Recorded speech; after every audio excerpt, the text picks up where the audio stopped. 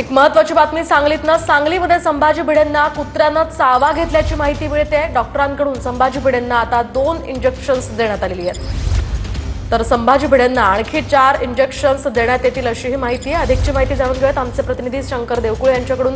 शंकर, काय सांगाल, काय नेमकं घडलंय? सध्या संभाजी भिडेंची प्रकृती कशी आहे? नक्कीच मोदी, आता संभाजीराव भिडे विरोधीची तब्येत ठणठणीत आहे। सकाळी त्यांनी पुन्हा त्या नदीच्या घाटावरती जाऊन व्यायाम केलेला आहे अशी माहिती आता धारकऱ्यांकडून समोर येत आहे। त्याचबरोबर रात्री 9:30-10च्या दरम्यान माळी गल्लीतील धारकरी आहेत, त्या धारकऱ्यांच्या घरी संभाजीराव भिडे गुरुजी हे जेवायला गेले होते आणि जेवण करून परत येत असताना त्या ठिकाणी जे कुत्र होतं अंधारात बसलेलं, त्या कुत्र्यानं अचानक हल्ला केला आणि डाव्या पायाला चावा घेतल्यामुळे त्यांना तात्काळ सांगली सिव्हिल हॉस्पिटलमध्ये उपचारासाठी नेण्यात आलं।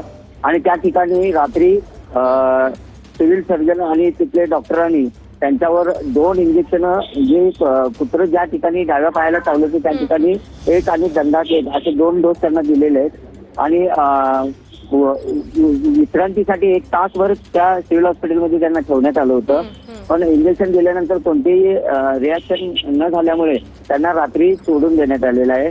उपचारानंतर ते गावभागातील घरी गेलेले आहेत। मात्र दुसऱ्या दिवशी सकाळी आजपासून महापालिका यंत्रणा जी आहे ती ऍक्शन मोडवर आलेली आहे आणि जे भटके कुत्रे आहेत शहरातील आणि विशेषतः या माळी गल्लीतील त्या कुत्र्यांना पकडण्याची मोहीम महापालिकेनं सुरू केलेली आहे। यापूर्वी अनेक वेळा लहान बालकांना कुत्री चावलेले आहेत, विद्यार्थ्यांना, शालेय विद्यार्थ्यांना कुत्री चावलेले आहेत। मात्र त्यावेळेला महापालिकेने कोणतीही धन्यवाद शंकर, दिलेल्या सविस्तर माहितीसाठी। एकूणच कुत्र्यांचा बंदोबस्त करणं गरजेचं आहे। महापालिकेने या संदर्भात उपाययोजना केल्या पाहिजेत। सध्या संभाजी भिडेंची प्रकृती ठणठणीत असल्याचंही कळत आहे।